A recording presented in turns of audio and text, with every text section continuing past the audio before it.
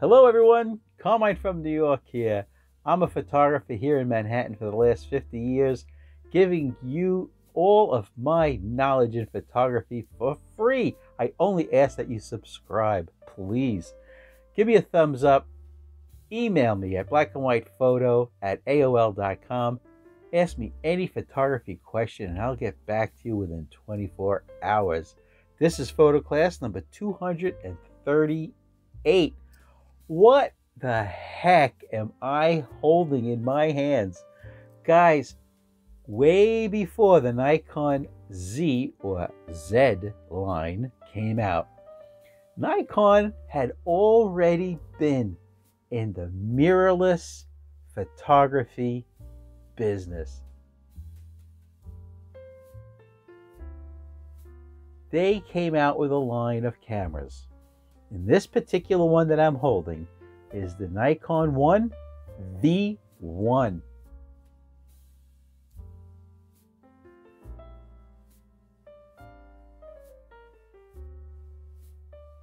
This is an absolute dream. Guys, on September 21st, 2011, Nikon was already selling mirrorless cameras. In this particular case, this Nikon V1, this is a 10 megapixel camera. It's a CX size sensor, right? You know all your sensor sizes, right?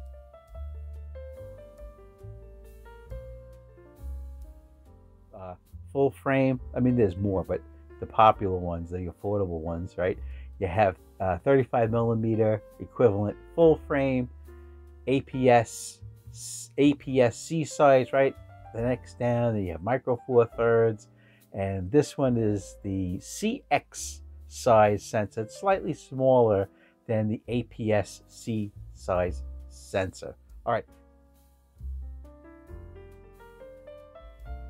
There's a lot more sensor sizes out there. I'm not going to cover them all. Today, we're going to concentrate on this formerly $900 Nikon V1. This camera has an electronic viewfinder, right? You just get close, the electronic viewfinder pops on, and then the screen comes on as you back off. It's incredible, guys. It was $900 when they came out. Today, I just checked online on these famous auction sites. You can get them for $100, just the body, with a battery and a charger. If you're willing to get a white one, they're a little bit less expensive because the black bodies are more popular. Now, for $200, you can get the Nikon V1 with the built-in electronic viewfinder. And if you're like me, you've been taking photographs like this your whole photography life. Not like this, right? Looking at the back of the screen like a cell phone. But this gives an option, right? This gives you the option of shooting from the screen or shooting from the electronic viewfinder. Okay, I was lucky when I picked this one up. It was the seller on that famous auction site had it listed for $200. In mint condition, the Nikon V1, mint condition, with this Nikkor 30-110mm lens. $200, but they were smart. They put a box there that said best offer. I made them an offer of $150 for both body, lens in mint condition, battery, and a charger, and they accepted it. All right, so that's lucky. Always keep your eye out for sales like that. Now, the current Nikon Z line, for example, the Z9 costs $4,999 today. Now, what's the benefit of this Nikon 1V1 over, say, the $5,000 Nikon Z9? Well, first of all, it's, like I mentioned, 200 bucks mint condition with a lens, right?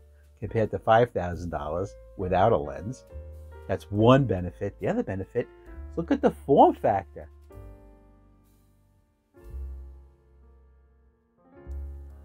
Look at this.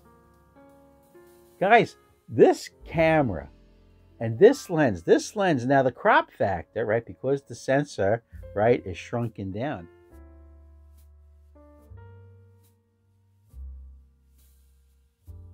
This 30-110, in reality, the focal length, when compared to a full-frame 35mm camera, is actually an 81mm. That would be the focal length you would see, to 297. So right away, with this lens, right, the 30-110, right away, you have the perfect portrait lens, okay? The screen on the back is absolutely gorgeous. It's giant. It's 3 inches. That's a 3-inch screen. Anyway, we'll keep going. It has one SD card slot in the battery compartment. Now I'm going to shut this off. I'm going to take out the battery for you and show you just the immensity of this thing. Look at the size of the battery compared to the body of the camera. Okay? This battery, it's the ENEL15 going, okay? As we talk about this camera, I'm going to show you all the photographs that I took just today with this camera.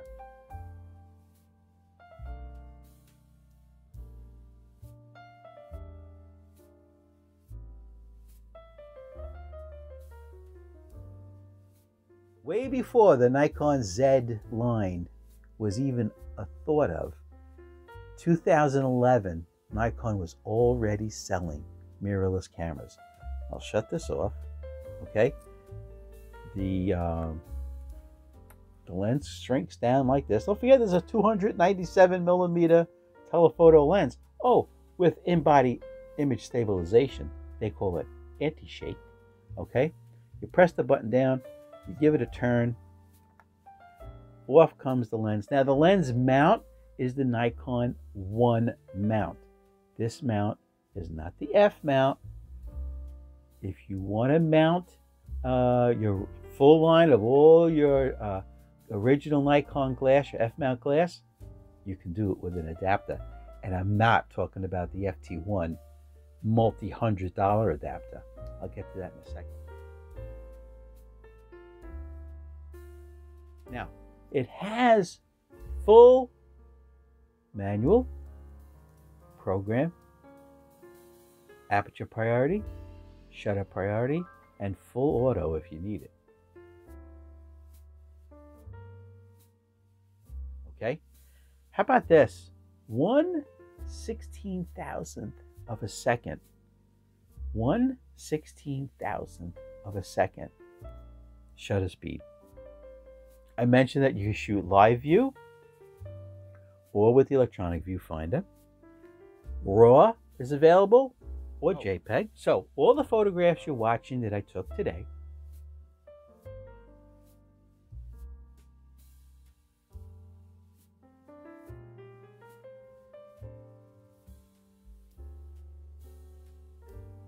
with this camera, the Nikon 1V1, all right, I shot in aperture priority, f8.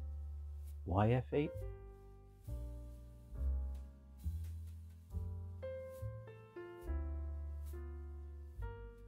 I have my ISO. You can set the ISO on a specific ISO, or you can put it on auto ISO, or you can put it on a range.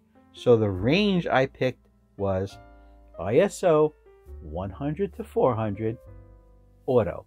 So it won't go any lower than 100 and it won't go any higher than 400. Okay, so I promised you I would show you that the your regular glass, your regular full frame, prime, or zoom lenses from Nikon, your F mount lenses, would fit. Okay, this is an oldie but a goodie. This is the autofocus Nikkor 50mm 1.4 with an aperture ring, right? This camera, you can get adapters for your Sony lenses, your Minolta lenses, old-time glass, Pentax lenses, right? Canon lenses. You can get adapters to go from this Nikon 1 mount to any mount. So this case, right, this is an F mount. The body is a Nikon 1 mount. It will not fit. This is much larger. It's different. Everything's different about it. So what I want to tell you, if you do what I did, right, I bought, not a sponsor, I paid with my own money, I picked up the K&F. So I picked this up, right, this is the K&F adapter to go from Nikon F mount lens to Nikon 1 mount camera body. Okay, so you open it up. Here is the lens adapter. Okay, and you'll see right there, I hope, it says Nikon to Nikon 1, NIK to NIK 1, right? There's a little red dot there, and you line it up with the white line on your lens.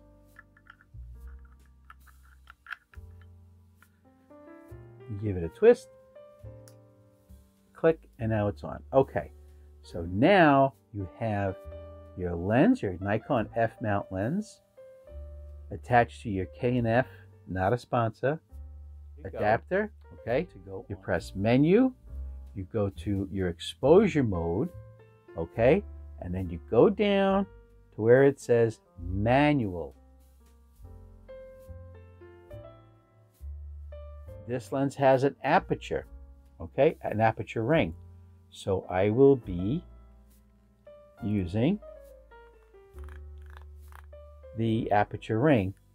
Now, you turn the camera back on, okay, now you're in manual mode, right? You, the photographer, will do the focusing and the aperture control and the shutter control, all from this toggle up here. You go up and down, and that will show you what f-stop and shutter speed you're on, okay? If you just take the camera and put this lens with the adapter on it, you will get this message on the back.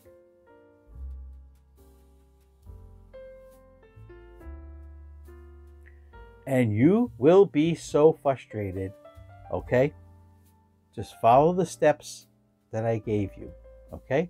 And you will have no problem on mounting an Nikon F, older glass, right? Or even the new glass with an adapter. This one, I just happen to have very good luck with the K&F, right? I have very good luck with the K&F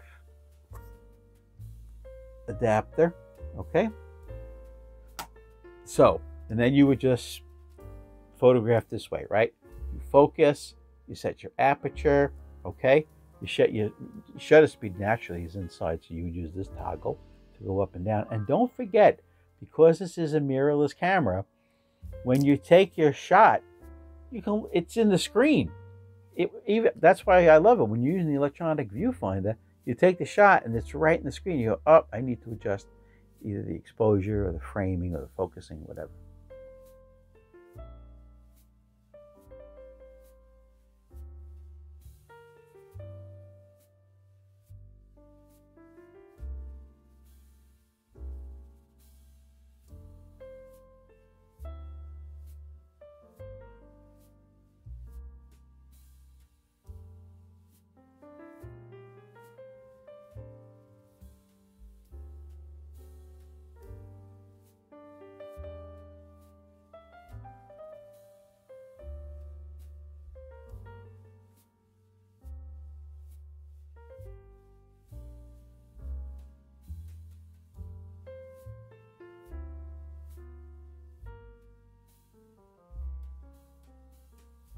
email me, blackandwhitephoto@aol.com. Ask me a question about photography.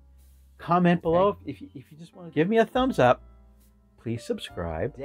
All right? What else? So just have fun. Get out and shoot every single day. All right, guys. Carmine from New York saying goodbye.